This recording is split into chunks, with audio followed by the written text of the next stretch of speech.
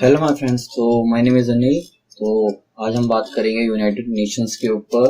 तो ये हमारी पॉलिटिकल का जो इंटरनेशनल रिलेशन की सीरीज चल रही है उसकी ये P6 है। तो इसको अब हम जल्दी जल्दी करेंगे। तो अभी तक हमने जो देखा ये हमारा सिलेबस है यूनिवर्सिटी का, पॉलिटिकल साइंस इंटरनेशनल का। इसमें से ये ग्रीन टिक्स हमने कर लिए हैं। फर्स्ट हमने हांस मॉर्गनथाउ के बारे में, इनके विचारधाराओं के बारे में पढ़ा। फिर शीत युद्ध का काल, फिर भारतीय विदेशी नीति, फिर वैश्वीकरण की एक वीडियो थी, वो प्लेलिस्ट में है, आप देख सकते हैं। अब हम पढ़ेंगे संयुक्त राष्ट्र संघ, क्वेश्चन मार्क है यहाँ पर। तो हम संयुक्त राष्ट्र संघ के बारे में पढ़ेंगे। पहले लेक्चर लेआउट देख लेते हैं कि इसके अंदर क्या क्या होने वाला है। तो लेक्चर लेआउट में पहले है हम पढ़ेंगे संयुक्त राष्ट्र क्या है। तो उसके एक कारणों के बारे में देखिए, किस वजह से ये इमर्ज होता है। संयुक्त राष्ट्र संघ के ढांचे के ऊपर इसके अंदर सामान्य सभा या आम सभा, सुरक्षा परिषद, आर्थिक व सामाजिक परिषद, न्याय परिषद, अंतर्राष्ट्रीय न्यायालय और सचिवालय कार्य के बारे में, इनके कार्य के बारे में पढ़ेंगे। दूसरे पार्ट में हम देखेंगे राजनीतिक ताकत और कमजोरियां, क्योंकि ये क्वेश्चंस बहुत बार रिपीट हो रहे हैं, इसलिए मैंने इसको स्पेशल देते हुए इससे बात करी है। तो ये लास्ट ईयर के क्वेश्चन पेपर्स हैं 2 ईयर के। तो discuss the strength and weakness of the United nation, संयुक्त राष्ट्र संघ की सफलता और कमजोरी के विवेचन कीजिए। संयुक्त राष्ट्र संघ की राजनीतिक ताकत एवं कमियों की चर्चा कीजिए। ठीक है, तो ये है, ये दोनों क्वेश्चन सिमिलर ही हैं एक तरह से। पार्ट 1, संयुक्त राष्ट्र संघ परिभाषा। एक अंतर्राष्ट्रीय संगठन दुनिया के अधिकांश देशों से बना है। इसकी स्थापना 1945 में शांति, सुरक्षा, आर्थिक विकास को बढ़ावा देने के लिए की। सरकारी, राजनीति और कूटनीति। संयुक्त राज्यों का एक अंतर्राष्ट्रीय संगठन न्यूयॉर्क शहर में मुख्यालय के साथ, जिसने 1945 में शांति, अंतर्राष्ट्रीय सहयोग और सुरक्षा के बढ़ावे देने के लिए गठित किया गया था। संक्षिप्त संयुक्त राष्ट्र मतलब इसका गठन 1945 में किया गया, शांति, सुरक्षा और आर्थिक विकास के लिए किया गया। इसका हेड ऑफिस न्यूयॉर्क के अंदर है। तो ये इसकी परिभाषा है वर्ल्ड इंटरनेशनल के लिए बस। अगला कारण किस वजह से, ये इंपॉर्टेंट है। कारण किस वजह से संयुक्त राष्ट्र संघ UNO, United Nations of Organisation, किस वजह से इमर्ज होता है। तो लीग ऑफ नेशन व्यापक निशस्त्रीकरण हासिल करने में असफल रहा। तो लीग ऑफ नेशन जो फर्स्ट वर्ल्ड वॉर के बाद बनाया गया था वो फेल्ड हो जाता है, उस वजह से सेकेंड वर्ल्ड वॉर के बाद इसको बनाया जाता है यूनाइटेड नेशन ऑफ ऑर्गेनाइजेशन। ये सबसे मौलिक लक्ष्य है। ये है क्या क्या है इसके अंदर, राष्ट्रीय संघ निशस्त्रीकरण प्राप्त करने के लिए एक अपूर्ण साधन था। मतलब जो लीग ऑफ नेशन था वो बिल्कुल डिसॉल्व हो चुका था, उसका कोई समर्थ नहीं बचा था, सार्वभौमिक नहीं था, विश्व स्तरीय नहीं था। इसके अंदर जो इसके अंदर पैसे देते थे वही राष्ट्र इसके में हस्तक्षेप करते। ब्रिटेन और फ्रांस के बीच टकराव रहता था हमेशा लीग ऑफ नेशन के सेक्टर्स को लेके। अंदर घरेलू बोलो निशस्त्रीकरण के प्राप्त शत्रुता पूर्णता असफल इसलिए है क्योंकि इसकी इंटरनल बॉडी में बहुत प्रॉब्लम थी। हर कोई इसके अंदर ज्यादा से ज्यादा राइट गेट करना चाह रहा था। जो इसके अंदर अलायंस पावर थी, मित्र राष्ट्र थे, वो सारे जुड़े हुए थे और वो अपने हिसाब से इसको चला रहे थे। तो इस वजह से ये विफल रहा। निशस्त्रीकरण स्थिति के तहत निशस्त्रीकरण सम्मेलन बहुत देरी से आयोजित किया। मतलब बहुत देरी से ये सेक्टर तो बना, मतलब ये ऑर्गेनाइजेशन तो बना नहीं, राष्ट्रीय संघ, मगर इसके अंदर जो निशस्त्रीकरण की बात थी वो बहुत बाद में जाकर सामने आई। निशस्त्रीकरण सम्मेलन के अंदर ही फ्रांस और जर्मनी बीच में लड़ने लग गए थे, इस कारण से भी ये हो रहा था। यह अत्यधिक महत्वाकांक्षी उद्देश्य और इसमें शामिल व्यवहारिक समस्याओं के कारण विफल रहा। अब इसको ब्रॉडली देख लिया जाए तो राष्ट्र संघ जो हुआ, जो फर्स्ट वर्ल्ड वॉर के बाद पीस मेकिंग के लिए बनाया गया था इंटरनेशनल लेवल पर, तो हुआ यूं कि जो राष्ट्र संघ में मित्र राष्ट्र द्वारा ये बनाया था उसके अंदर उनमें आपसी मतभेद रहा। कोई किसी की विदेशी नीति से प्रभावित है तो कोई किसी की विचारधारा से प्रभावित हो रहा था, कोई किसी के राष्ट्र में हस्तक्षेप से प्रभावित था तो कोई किसी के आंतरिक और कूटनीतिक संबंधों से प्रभावित था। इस वजह से ये विफल होता चला गया। इसमें खुद हर कोई हथियारों की होड़ में लगा, क्योंकि इसके बाद हमने देखा कि सेकेंड वर्ल्ड वॉर हो जाता है। और सेकेंड वर्ल्ड वॉर क्यों हो गया, क्योंकि ये फेल हो चुका ना, क्योंकि इसने अपना काम नहीं किया। जर्मनी की वर्साई की संधि तो इसने लगवा दी थी, इसी के सम्मेलन के साथ, बट वो भी फेल हो गई, हथियारों की होड़ को नहीं रोक पाया, इसके वजह से सेकेंड वर्ल्ड वॉर हो गया। इस वजह से ये कारण बने। ढांचे में पहले सामान्य सभा या आम सभा को दे रहे, सहयोग के सिद्धांत पर विचार करने और सिफारिश करने की शासकीय सिद्धांत है। रख रखाव, निशस्त्रीकरण, हथियारों के विनिमय, ये सिफारिश करता है, सहयोग करता है। मैंने ये आम पार्टी है, जैसे हमारी लोकसभा होती है उस तरीके से आम सभा है।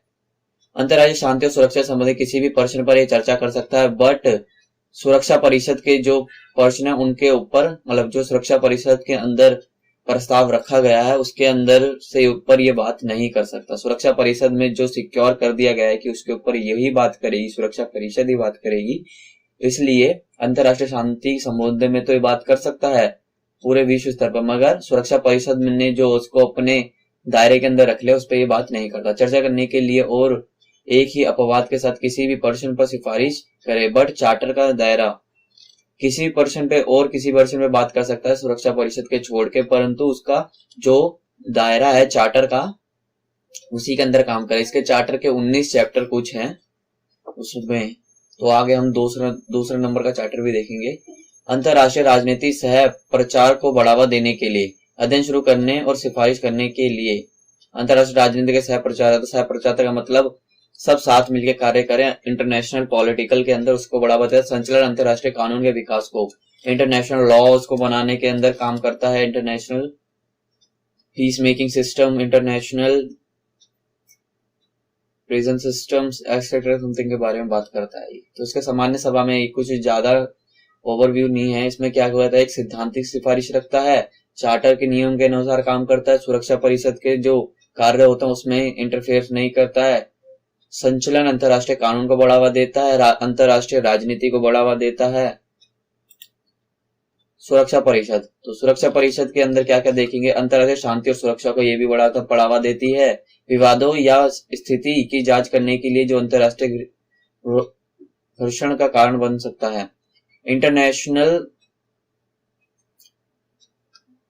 जो विवाद होते हैं उसकी जांच करने का काम ये करती है। शर्तों को समायोजन करने के तरीके की सिफारिश करने के लिए ऐसे विवादों का निपटारा भी यह करती है जो इंटरनेशनल पीस को खराब करते हैं, इंटरनेशनल शांति को खराब करते हैं, उनको साथ में लाती है। जैसे दो देशों के बीच में कुछ युद्ध वगैरह है या कोई आपसी मतभेद है तो संयुक्त राष्ट्र की सुरक्षा परिषद के अंदर इस बात को लाया जाता है और उन दो देशों को, जिसके 2 या 2 से 3 या मतलब जितने भी 2 से अधिक देशों या 2 के बीच जो सम्मेलन मतलब जो विवाद हो रखे हैं उनके बीच में आपसी बात करने का एक मंच प्रस्तुत करती है।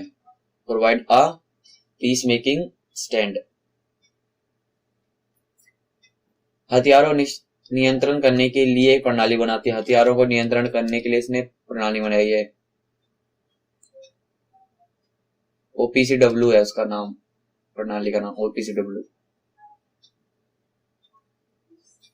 और अगला देखें तो खतरे के अस्तित्व को निर्धारण करने, मतलब यह है कि खतरे की जो रेटिंग्स है ना उस हिसाब से, जैसे कौन सा देश किसी पे हमला कर रहा है तो ये कितने खतरे को खराब कर रहा है, जिसमें मानवीय अधिकार है उनका कितना हनन हो रहा है, किस तरीके से जनधन की हानि हो रही है, क्या कार्रवाई की जानी चाहिए, सैन्य कार्रवाई करनी चाहिए, ये सैन्य कार्रवाई को बदला, मतलब ऐसा होता है कि दोनों देशों के बीच में सबसे पहले ये मध्यस्थता कराने का काम करता है। अगर वो नहीं होता है तो खतरे का अस्तित्व पकड़ता है, कितना खतरा हो रहा है, उसके साथ ये देखता है फिर सैन्य कार्रवाई क्या की जानी चाहिए। तो सैन्य कार्रवाई करने के लिए काम करता है कि फिर उन दोनों देशों में के जो युद्ध है उसके अंदर जो सही राष्ट्र है उसके साथ देते हुए दूसरे राष्ट्र जो उसका दुश्मन राष्ट्र है उसके ऊपर आक्रमण करता है। राज्य के नियमों की सिफारिश करता है, मतलब किसी उस राज्य को किस प्रकार से नियम चाहिए उस पर बारे में बात करता है। अंतरराष्ट्रीय न्यायालय के संविधान के पक्ष में पार्टी बने, तो अंतरराष्ट्रीय न्यायालय के संबंध में पक्षपात के ऊपर ये पार्टी बनाता है। इसके अंतरराष्ट्रीय न्यायालय के बारे में भी हम देखेंगे। आर्थिक और सामाजिक परिषद का काम होता है अध्ययन करना, रिपोर्ट बनाना और अंतरराष्ट्रीय अंतर्राष्ट्रीय को सिफारिश करने, मतलब ये है कि रिपोर्ट बनाकर यूएन के मेन ऑफिस है, जो मेन ऑफिस मतलब आम सभा के अंदर उसमें रखता है, ये इकोनॉमिकल एंड सोशली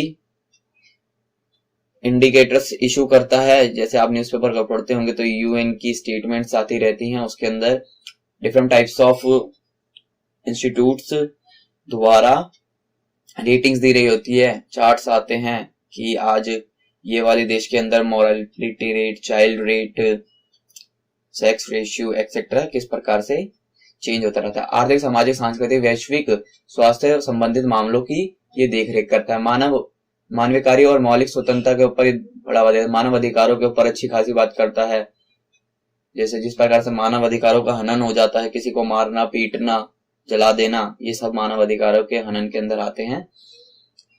कॉल करके और जमा करने के लिए मसौदा सम्मेलन तैयार करने के लिए, मतलब ये अंतर्राष्ट्रीय सम्मेलन पर जो मीटिंग्स होती है उसके अंदर ये सब देशों को मिला के उनको बुलाकर एक सम्मेलन आयोजित कराता है।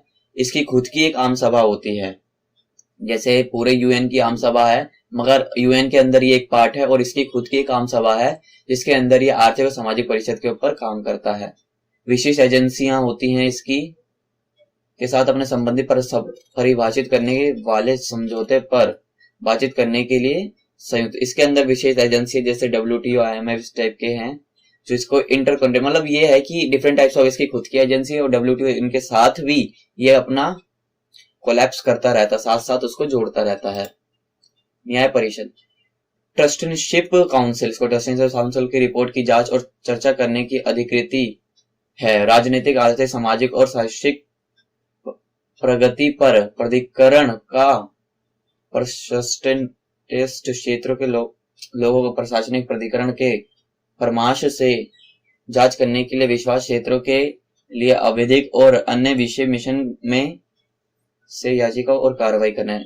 न्यायिक परिषद का कार्य होता है आर्थिक, सामाजिक, शैक्षिक प्रगति पर प्राधिकरण करने का, क्षेत्र के लोगों को प्रशासनिक प्राधिकरण के बारे में बताने का और उनके विषय में याचिका दायर करने, मतलब ये एक FIR लॉजिंग कमेटी है, एक तरह से कह सकते हैं, जो लॉज करती है रिपोर्ट्स को जो उनकी विवाद होते हैं। अंतर्राष्ट्रीय न्यायालय क्या है? अंतर्राष्ट्रीय न्यायालय क्या है? इसके अंदर अनुच्छेद 38 के अंदर, इसके चार्टर के अंदर या इसके संविधान के अंदर कहा रखा है, प्रतिस्पर्धी राज्य द्वारा मान्यता प्राप्त नियमों की स्थापना अंतर्राष्ट्रीय सम्मेलन। इसके अंदर ये होता है कि ऑल ओवर जो इसके नेशंस हैं उसमें से सब नेशंस के अंदर कुछ ना कुछ सिमिलरिटी होती है, उस सिमिलरिटी को बना के इकट्ठा करके उस सबको एक इसके लॉज के अंदर बना देता है, इसका कानूनी संस्था बना देता है। एक सामान्य अध्ययन के समक्ष के रूप में अंतर्राष्ट्रीय परंपरा कानून के रूप में स्वीकार की जाती है। राष्ट्र द्वारा मान्यता प्राप्त करने के संबंधित सिद्धांत तथा न्यायिक निर्णय और विभागों के सभी योग्य प्रचारकों की शिक्षा राष्ट्रों के रूप में एक सहायक के रूप में कानून के निर्माण का निर्धारण करने के लिए साधन। ये दूसरे देशों को कानून बनाने में मदद करता है, उनसे कानूनों की सलाह भी लेता है, different types of human right के ऊपर बात करता है, HRD के ऊपर भी बात करता है। तो ये इसका न्यायालय काम है। इंटरनेशनल जो विवाद हो रखे थे या वाटर डिस्प्यूट हो रखा है या किसी दो नेशंस के बीच में लैंड ऑक्यूपेशन को लेके प्रॉब्लम है, भूमि स्थल या उसके संबंधित या कुछ सीमा पार से कुछ फेंकना या इस टाइप्स के कुछ विवाद है, तो इसके अंदर अंतर्राष्ट्रीय न्यायालय के ऊपर इसके ऊपर बात होती है। तो ये एक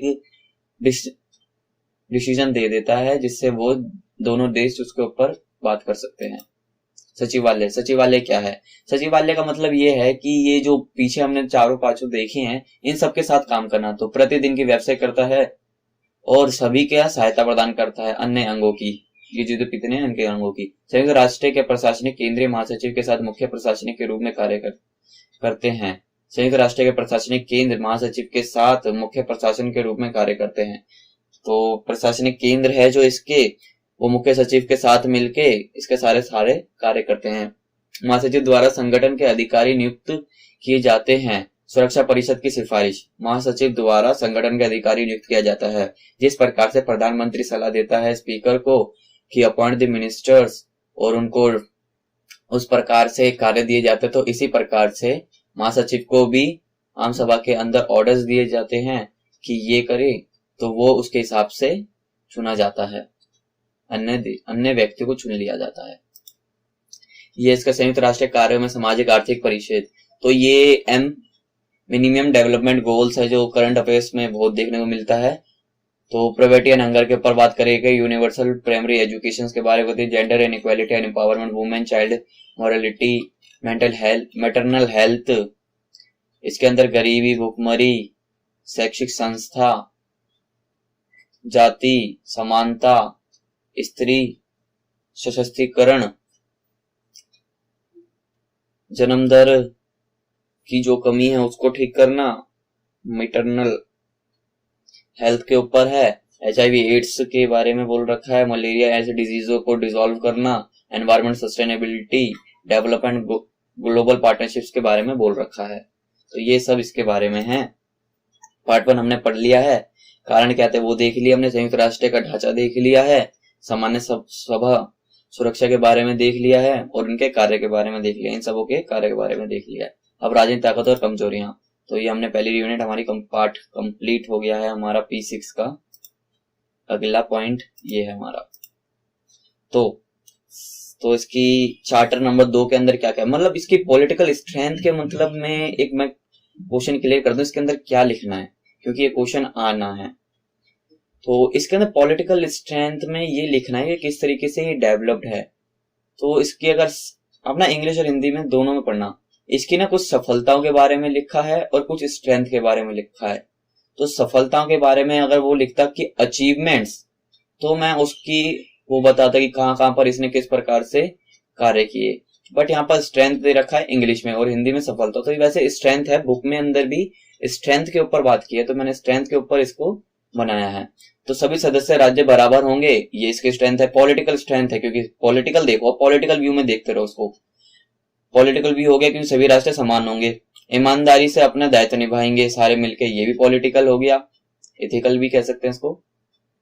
शांतिपूर्ण संसाधनों से अपने अंतरराष्ट्रीय विवादों की व्यवस्था करेंगे, शांतिपूर्ण पीस मेकिंग सिस्टम, वो ये भी पॉलिटिकल के अंदर आता है।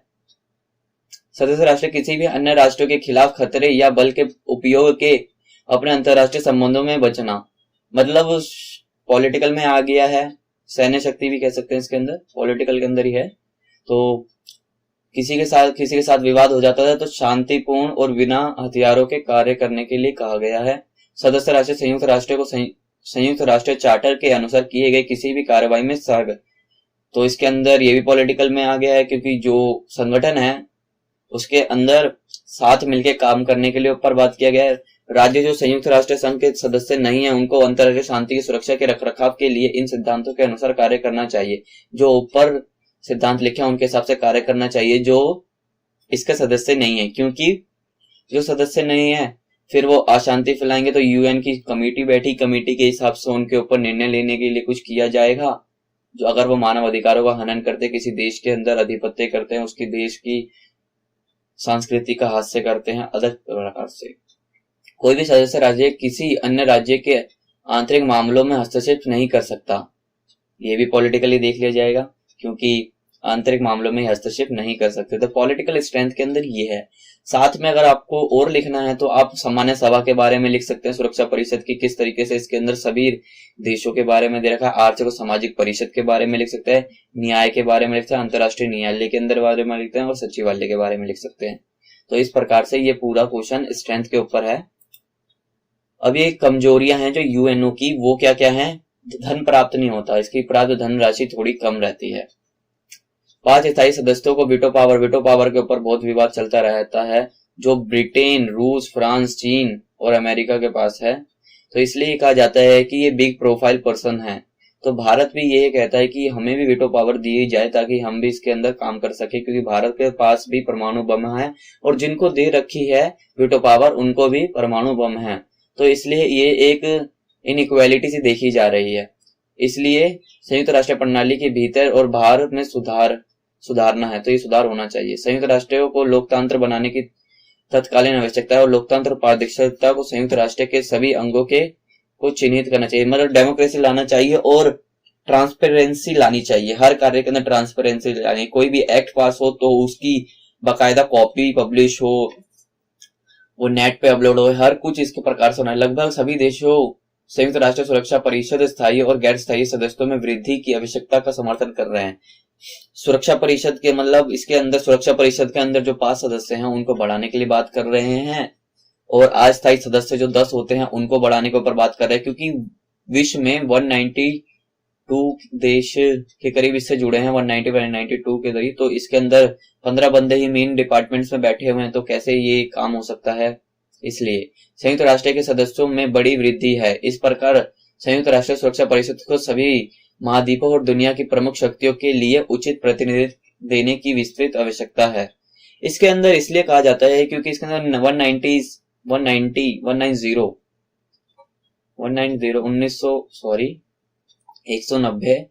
देशों के देश जुड़े हुए हैं। तो इसके अंदर ये कहा जाता है सबों को एक इक्वलिटी दिया जाए, सबों को राइट दिया जाए।